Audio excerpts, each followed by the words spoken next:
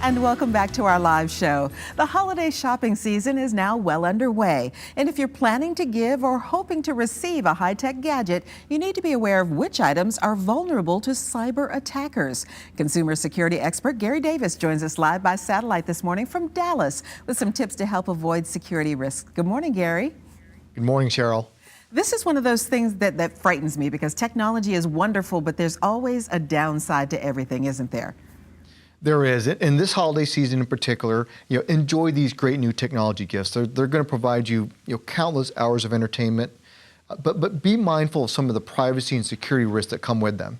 So what are some of the most hackable gifts that we could potentially get? I remember when the laptops came out with the cameras in them, we were warned, be careful, people can watch you through the other side. Yeah, and that continues to be true today. A lot of the top holiday gifts are going to be things like laptops or smartphones or tablets. Those are going to be the devices that are going to be most attractive to the bad guys. So be careful with those devices in particular. To look at the rest of our most hackable gifts, streaming media sticks. A lot of consumers are getting those sticks you put into your TV to give you more functionality and more applications. Be really careful with those. Connected devices, smart thermostats, smart TVs, things like that. Those are the devices that are going out in mass and really have some major security holes in them. And finally, drones. A lot of families are looking at drone technology. It provides countless hours of doing some fun things, but there's some major privacy and security risk you need to be mindful of. So what are the things we can do to protect ourselves if we do get or have one of these devices? Sure. First, with PCs and smartphones and tablets, apply antivirus software to protect those. That's first and foremost. Secondly, with those devices, make sure you apply any security or application updates. Almost always those can include security fixes that allow you to keep those devices safe. When it comes to streaming media, make sure you're only going to approved app stores. All these devices will point you to the approved app store for that device. Make sure you only get applications from that store. When it comes to connected devices, two things. Make sure when you go out and do your shopping, you're looking for vendors that have a good track record in providing good devices when it comes to privacy and security. Secondly, you need to make sure you're changing your default password. As soon as you get that new device and you're setting it up, change that default password. That's going to go a long ways to make sure that device isn't going to be part of a hack.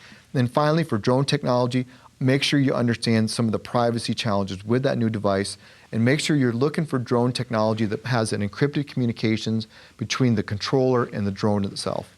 A lot of things to keep an eye on. Cyber Monday was yesterday. A lot of people were shopping online. We'll continue to shop online during the holiday season. How can we protect ourselves when we're in the e-commerce world as opposed to going actually out to the mall?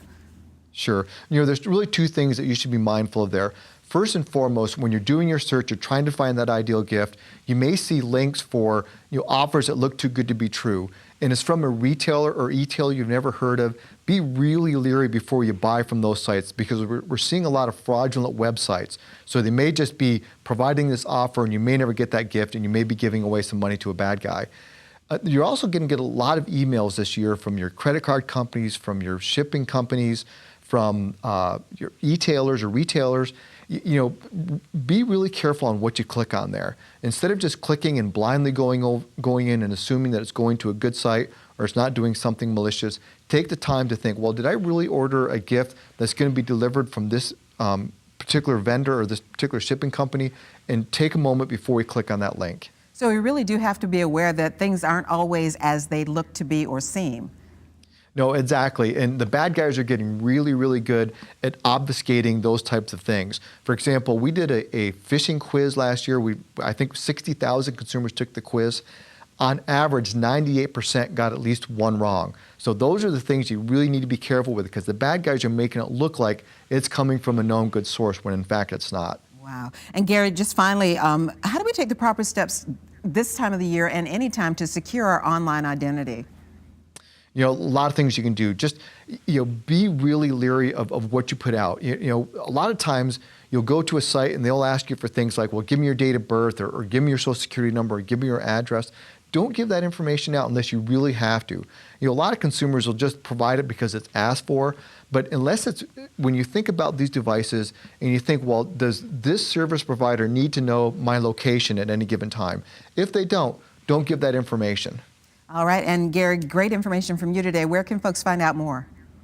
You know, if you go to your search bar and put most hackable gifts, the first couple of links will take you to the research we conducted and give you additional tips that you can use. All right, thank you so much, Gary Davis, for joining us today. Thanks for being you. here, and have a great holiday season. Same to you.